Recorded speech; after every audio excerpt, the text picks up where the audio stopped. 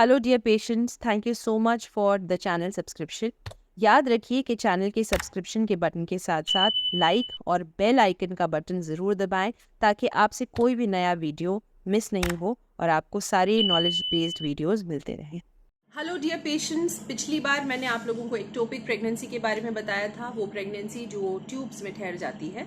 आज मैं आप लोगों को उसका ट्रीटमेंट बताना चाहती हूँ। जब भी ट्यूब्स के अंदर प्रेगनेंसी ठहरती है, सबसे इम्पॉर्टेंट एस्पेक्ट होता है टाइम मैनेजमेंट। अगर आप मेरे पास थोड़ा जल्दी आ गए तो हो सकता है कि दवाई से आपकी वो प्रेगनेंसी को खोल दिया जाए। लेकिन अगर आप आने में देर हो गई, आपको दर्द बढ़ता गया, आप कहीं जा नहीं पाए, रात में दर्द शुरू हुआ, आपको सही हॉस्पिटल नहीं मिला या आपको जाने में देर हो गई, तो कभी कभी ये नलकी फट जाती है और खून अंदर ही अंदर रिसना शुरू हो जाता है। बाहर दिखने में तो ऐसा लगेगा बहुत कम खून आ रहा है, लेकिन अंदर ही अंदर पेट के अंदर खून कलेक्ट होना शुरू हो जाता है। ये बहुत ही डेंजरस सिचुएशन है, बहुत ही डेंजरस कंडीशन है। इसलिए मेरा आप लोगों से बहुत ही विनम्र निवेदन है कि आप लोग इस चीज़ को बहुत सीरियसली लें।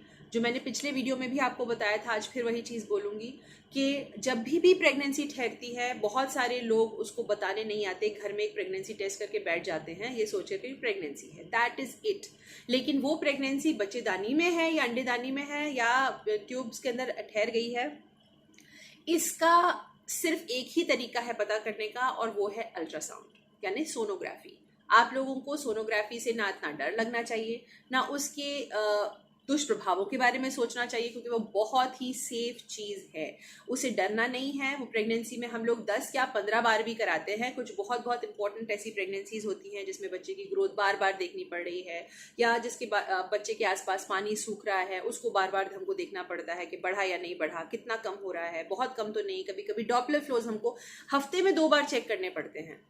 ऐसी सिचुएशन, ऐसी हाई रिस्क प्रेगनेंसीज होती हैं। सो उसमें डरने की कोई बात नहीं। It's a very safe modality और उससे भागना नहीं है। कॉस्ट फैक्टर समझ के कुछ गायनिकोलॉजिस्ट, जैसे जिसमें से मैं भी एक हूँ, अपने सेंटर के अंदर ऐसा हम लोगों ने सुविधा रखी हुई है कि आप लोगों को अल्ट्रासाउंड के लिए बहुत कम पैसे के अंदर आपका अल्ट्रासाउंड हो जाता है। स्पेशली ऐसा पेशेंट जिसके बार बार अल्ट्रासाउंड हो रहे हैं, उसके लिए हम लोगों के यहाँ फैसिलिटी रहती है कि हर बार उसका बहुत सारा पैसा ना जाए उसकी जांचों के अंदर। सो आप ऐसे जगहों में ज़रूर जाइए, जांच रखिए, ऐसी जगह की पड़ताल करके रखिए पहले से, जहाँ पर जाकर आप लोगों का ज़्यादा पैसा भी खर्च ना हो, जगह भी ठीक ठाक हो, और आप लोगों को सही वक्त पर सही ध्यान मिलता रहे बिना ज़्यादा पैसे खर्च किए। पर उसके लिए ये सोचना कि हम टेस्ट ही ना कराएं क्योंकि पैसा जा रहा है, ये बहुत बड़ी बेवकूफ़ी है। इसी तरह की चीज़ों में आप फंस सकते हो।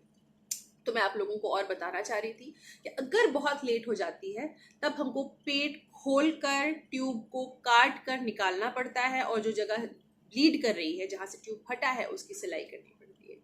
सो ये फिर उसमें उसमें दो नुकसान है। एक तो पेशेंट की जान बचाना बहुत मुश्किल हो जाता है, आईसीयू में पेशेंट जाती है, खर्चा बहुत ज़्यादा होता है, ब्लड का इंतज़ाम करना पड़ता है, और सबसे इम्पॉर्टेंट चीज़, उसका ट्यूब नहीं बचा पाते।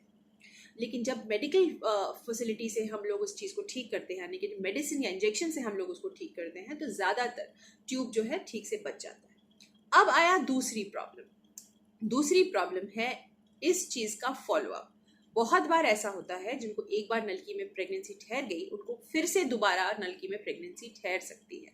सो इसलिए इसके लिए बहुत सतर्क रहना ज़रूरी है, बहुत ही अलर्ट रहना ज़रूरी है, और अपने गायनिकोलॉजिस्ट से कंटिन्यूअस टच में रहना बहुत ज़रूरी है। सो आज के वीडियो के माध्यम से एक टॉपिक प्रेगनेंसी के ऊपर आप लोगों का ध्यान डालना मेरा फ़र्ज़ बनता है। मैं आपको बताना चाहती थी ये चीज़ कि आप लोगों को इस तरह की किसी मोडालिटी के बारे में मालूम हो, आप लोग सचेत रहें, और शुरू के अल्ट्रासाउंड से एकदम नहीं घबराएं। जैसे ही आपको प्रेगनेंसी का पता चलता है, इमीडिएटली फ़ौरन अपने गायनिकोलॉजिस्ट के पास जाएं।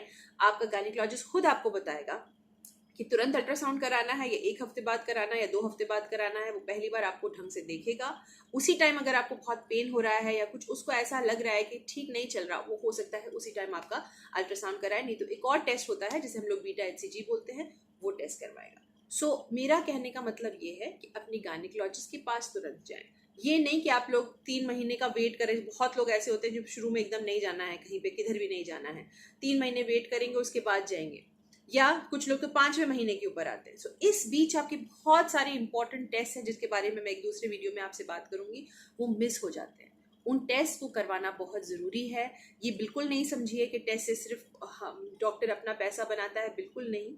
बहुत सारे तरीके हैं पैसा बनाने के लिए, और इसके लिए कोई ज़रूरत नहीं है कि हम बेकार के टेस्ट लिखें। जो टेस्ट आपके लिए ज़रूरी हैं, ज़्यादातर वही टेस्ट लिखे जाते हैं, और बहुत ऑनेस्ट ओपिनियन आप लोग को दी जाती है, जिसके बगैर आप लोग बहुत प्रॉब्लम में फंस सकते हैं। इसलिए मेरा आप लोगों से ये बहुत रिक्वेस्ट है कि जब भी आपको एक टॉपिक ठहरे, आपको कोई भी प्रेगनेंसी ठहरे, उसको एक टॉपिक की नज़र से ज़रूर देखें और सही टाइम पर अपने सही टेस्ट करें।